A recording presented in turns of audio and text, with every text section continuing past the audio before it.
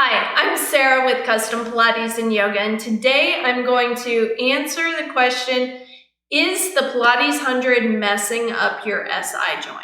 Now, I want to tell you a little bit about myself. I did Pilates for many years, and I had SI joint pain. It was really persistent, to say the least. I was visiting the chiropractor regularly, and I couldn't figure out what in the world was I doing? Because I was doing all the Pilates exercises. I was doing my core strengthening and building muscles and abdominal strength, spinal strength, all of it. And I couldn't figure out why my SI joint kept shifting out of place and causing me pain. And then I started researching and studying, and I found that there are actually some Pilates exercises. For some people, it can trigger a tightening of a certain muscle that'll slide that SI joint out of place.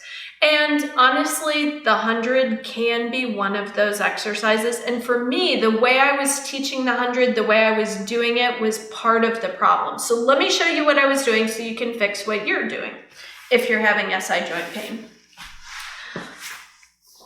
I would come onto my back to do the 100, and then the very first thing I would do is cue imprint. So I would have people move into imprint.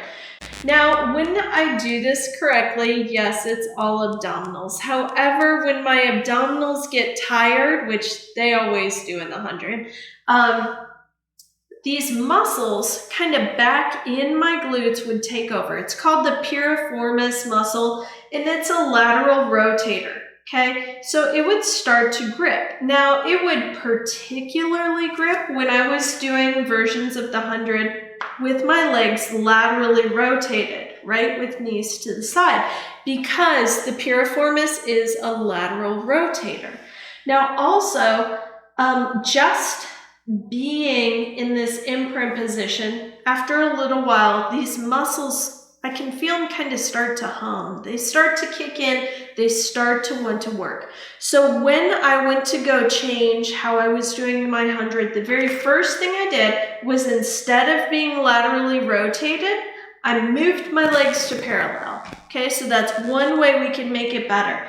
The second way you can make your 100 better is focus on coming to your very best neutral position, activating the abdominals. Now, when I do this, when I have got my tailbone anchored to the mat, the piriformis muscle is a total non-issue. It does not kick in.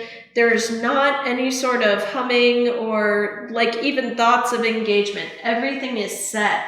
But when I started to do it this way, I had to really go back to the beginning. Okay, so I would do my 100 from here first, and then from here, and then here, working on building that strength, because somewhere around set 7 maybe, my low back would tend to collapse, and I'd be in imprint, and then I'd be here with my hip flexors gripping too. So if I were doing a version where one leg reaches out straight and then comes in and the other leg reaches out straight, well, that really pulled on my SI joint. Okay, so you want to make sure legs parallel, neutral pelvis, and then choose whichever version of the 100 is best for you. So if you've got SI joint pain and if you practice the 100 regularly, I hope that those tips help you to get your pelvis to neutral and to help release any tension or pain around that SI joint.